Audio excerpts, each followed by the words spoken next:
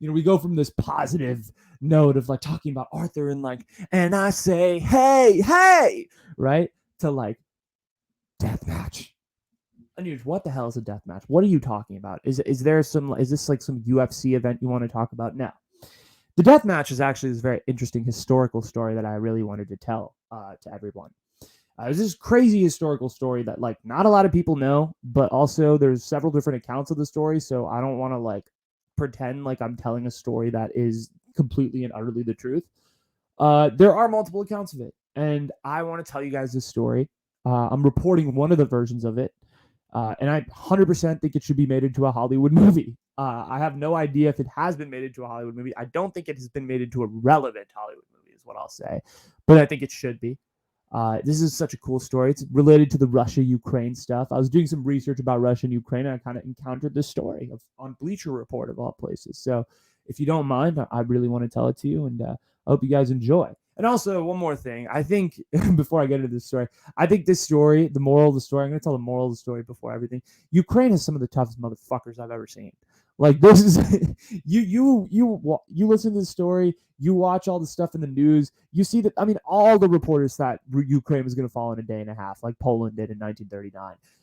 It's been 11 days, Ukraine, most of the major cities are still under Ukrainian control. Like, this is fucking, no one expected this. And so this country, and I think this story is going to show you, like, this country has to be filled with literally some of the toughest people on the planet, but also not only the toughest people who just don't quit. And so let me get into the story. It kind of starts, the story's set in World War II, right? And it's at a point where Nazis are blitzing through Europe and occupying everything left and right. And at the time, the Germans rolled into Ukraine and very easily just captured Kyiv. And so Ukraine at this point was captured by Nazi Germany. Everyone's like, oh, we're captured by Nazi Germany. This sucks. This is the worst. So one of the majors in the Nazi army, for fun, decides to try to make light of the situation. Not light of the situation, but also like tries to make like the people around him happy, because he sees like the kind of morale in the city is very low. And so he decides to organize a match between Kyiv's team and a German club team of sorts. And so the Kyiv team is FC Start. And basically they hadn't trained since the start of World War II. They'd been fighting for the army and all of these things, and trying to fight off the resistance. And, obviously that didn't work. They got occupied. So it was what it was. And so basically they were told before the game, like, if you win, we are going to mass kill all of you. We need the German army to win. So the German army went and told them right before the game, like, we're going to kill you if you win. They ended up winning. Okay. But none of them were executed because the major general decided, okay, that was one, right? That was like some scrubs. So let me bring in a better German team to play these guys. And then the Kyiv team, the German soldiers basically starved all of them. They tortured them. It was bad. It was a terrible situation. And then they were like, okay, we're going to have the Kyiv team play the Nazi select team a couple of days later. And so they played the Nazi select team. They won 6-0. Kyiv did. The FC Start. Kyiv won 6-0. So now the Nazi superiors were super heated. They were angry, but they wanted to win. They wanted to beat Kyiv, right? They wanted to show their superiority. This is Nazi Germany. They are the number one people, right? That's what they wanted to show. They wanted to show their superiority, and so they brought one of the best club teams from Hungary that they possibly could find. And they were training constantly through World War II because they were under Nazi occupation, so they weren't really under any war. There was no war going on in Hungary. So they played twice, Kyiv and Hungary, and Kyiv won both times. And Kyiv won 5-1 the first time, and they won 3-2 the second time.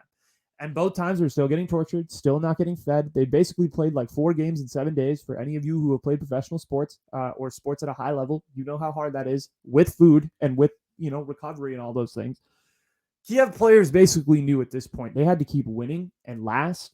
And if they lost, like, they were done. They knew that they didn't know what the future held.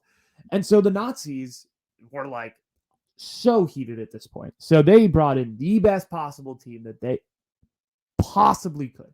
They were unbeaten that year. And Kyiv players were told before the match if they won, they were going to die. But Kyiv still won. They won 3-2. And then they thought, okay, Kyiv at this point, like, at the end of the match, they were like getting ready to die. It was like a very somber ending.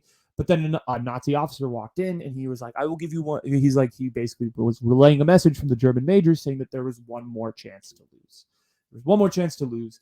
And so the Kyiv team, played, one more game against another German team, and they had another great run, and they won 8-0 this time. They routed that team. And basically, while this whole thing is going on, they sort of managed to inspire an entire city. And mania in the city was absolutely insane. They were literally heroes. They were literal heroes. You want to talk about heroes? These were the heroes. Like, people were looking up to these people that in a time of such darkness, this Kiev team was just beating Nazi clubs that they were putting in front of them every single time. And they finished the match, and eventually they were all rounded up. Some of them went to concentration camps. Some got tortured. Some got executed a few days later. No one off that FC Start team lived to see the end of World War II, unfortunately. But what a fucking story. What a crazy story. I mean, it's and outside of Ukraine, it really doesn't get talked about. There's a statue of these guys in the middle of Kiev, that's just hanging there. And those are the types of people that Russia's dealing with right now. That's kind of crazy. Like, listen, it's obviously not those exact people in Ukraine. This is in the 1940s. But it's that type of blood. People who have basically seen it all. They're not worried. They saw Nazi Germany. This country has been through shit and back. And to think that Russia, and for Russia and people to just write them off like that, I find it so funny. Because the more and more research I do into Ukraine, the more and more I see, like, they can withstand anything. They have withstood everything. And to even go against them is just is a death omen in a lot of ways. It's tough. And I know this is a sports story, but I thought it was really, really cool, and I wanted to share with you guys, and I thought you guys would really enjoy this one. So that was the death match, and it's a very, very cool story. I really think you guys are going to like that a lot.